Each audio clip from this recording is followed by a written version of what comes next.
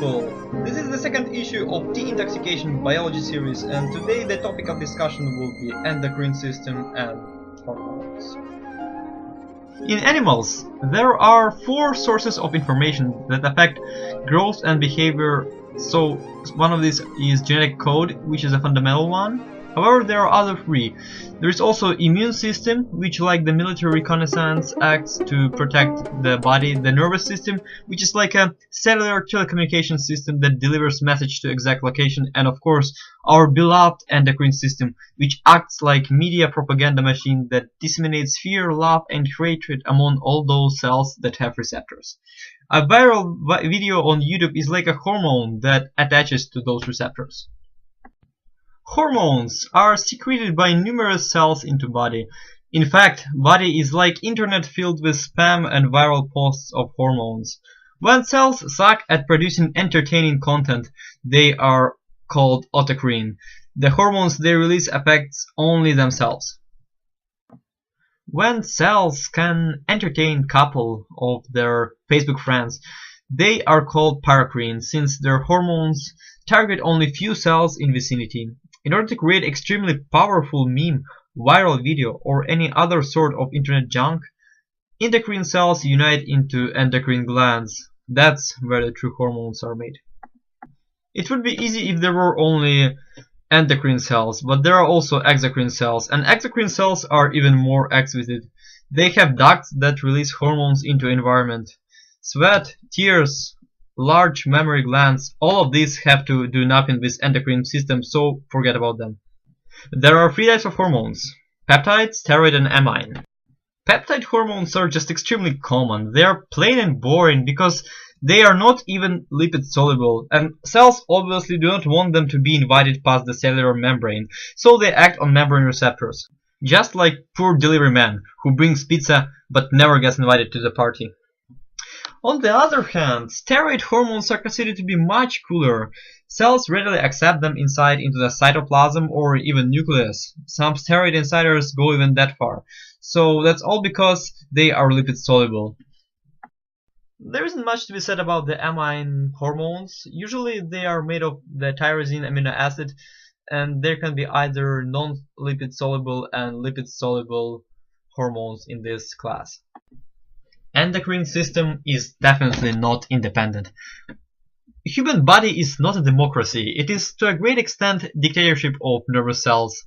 Thus, endocrine system has to interact with the rule of neurons. The central usurper of endocrine glands is hypothalamus, the part of the brain which is the boss and the master gland of all endocrine subordinates.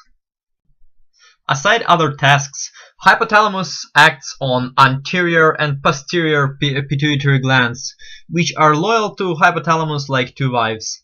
The twist in this ménage à trois is that anterior and posterior pituitary are stepsisters. Despite similar name, they originate from different tissues. Posterior pituitary is made of nervous tissue, while anterior pituitary is made of gut epithelial lining. And also note hippocampus on this picture, which is extremely jealous of hypothalamus. Since posterior pituitary is made of neurons, hormones it releases can be classified as neurohormones. Important to note, hypothalamus actually produces those hormones, while posterior pituitary only releases them and stores them for a specific period of time. There are only 2 of them of these hormones. It's oxytocin and ADH, also known as vasopressin. Oxytocin is responsible for all those cute things like stimulation of pair bonding, not between covalent atoms but between individuals, affection in other words, uterus contractions during childbirth, and release of milk from mammary glands. By the way, you won't get this picture anymore in this video. ADH is a more boring hormone. It's an antidiuretic hormone which prevents water loss through urine, and it is used to increase blood pressure and reduce salt concentration in blood. Once again, ADH also plays a role in pair bonding. On the other hand, anterior pituitary gland actually releases 4 tropic hormones, and all of them are peptide and protein hormones. Thyrotropin, luteinizing hormone, follicle-stimulating hormone, and corticotropin. These hormones are tropic not because they are somewhere between equator and poles, but rather because they act on other endocrine glands. There's also plenty of other hormones produced by the anterior pituitary, such as growth hormone, also known as somatotropin, the prolactin hormone, melanocyte-stimulating hormone, enkephalins, and endorphins. The latter two are just painkillers, while prolactin is acting in the release of milk from mammary glands, and somatotropin is regulating growth, as its name is suggesting. Once again, important to note that anterior pituitary actually releases own hormones, unlike posterior pituitary. Meanwhile, hypothalamus is also an endocrine gland because it releases the 4 different hormones which are called releasing hormones, because they are used to release other hormones from the anterior pituitary. In fact, for endocrine systems, you don't really have to memorize a lot of different diagrams, because all of those diagrams are in fact using the same concept of this diagram. The releasing hormones from hypothalamus are acting on anterior pituitary, which in fact acts on endocrine glands by means of tropic hormones, and endocrine glands produce the hormones which are interacting either in the long loop of negative feedback or the short loop of negative feedback. So now moving on to the hormones, glands, and different other tissues and elements of endocrine systems. So thyroid gland. Thyroid gland is located on the ventral side of the trachea, and in general it produces only 2 major hormones, thyroxine and calcitonin. When we talk of thyroxine, we actually think of 2 different types of thyroxine. One of them is T4, another one is T3, and the difference between them is that they have respective amount of iodine attached to the formulas. So for example, T4 has 4 iodines and T3 has only 3 iodines. Particular attention should be given to the structure of thyroid gland, since it consists of epithelial cells and the follicle lumen, which is the fluid where the iodination of thyroglobulin takes place. So thyroglobulin is actually the foundation of the thyroxine, and from thyroglobulin, thyroxine, T3 and T4 are produced in epithelial cells by breaking down thyroglobulin. T4 is more abundant than T3. However, T3 is more active, and sometimes T4 is actually converted into T3. Apparently, they are already published in magazines about T3 thyroxine. The function of thyroxine in body is to regulate metabolism, and the lack or excess of thyroxine or iodine can result in, respectively, hypothyroidism or hyperthyroidism, which result in another condition, which is goiter. And it looks quite gross, but probably it's the most gross picture you will actually see in your biology textbook, but it is an important component of your education, so you have to see it. This is it.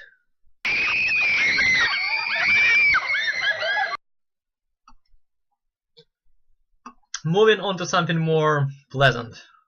So parathyroid gland, which is just a small appendix in thyroid gland. There are actually 4 of them on each thyroid gland. Calcitonin from thyroid gland, or PTH or parathyroid gland from parathyroid gland, are actually antagonists, because calcitonin's effect is to uptake calcium from blood and accumulate in the bones.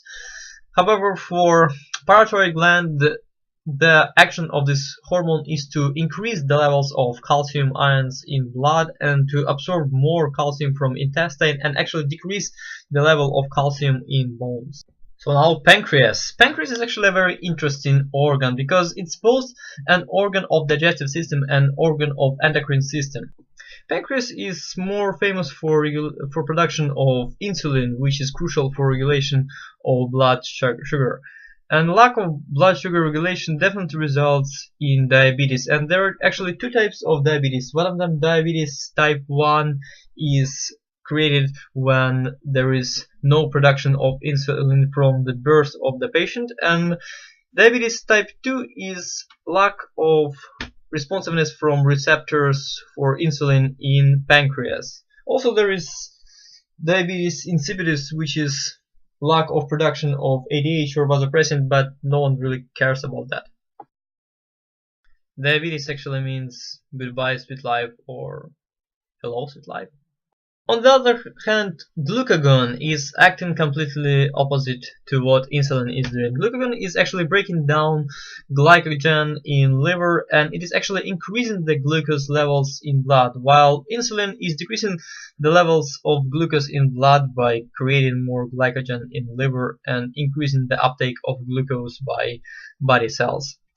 Also important to note that all of these are produced only in islets of Langerhans, which are specific cells of pancreas, and there are also alpha cells and beta cells in islets of Langerhans, which are responsible for production of respectively glucagon and insulin. There are also some quantities of somatostatin produced in delta cells of islets of Langerhans. However, these do not really matter that much since they only inhibit glucagon and insulin, and also they inhibit somatotropin. Now consider adrenal glands, which are located right above kidneys.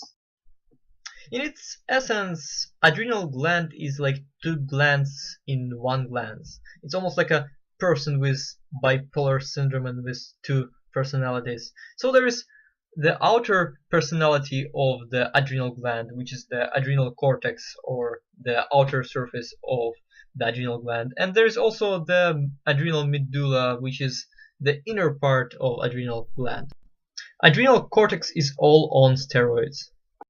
It produces three classes of corticosteroids, which are glucocorticoids, mineralocorticoids, and some sex steroids.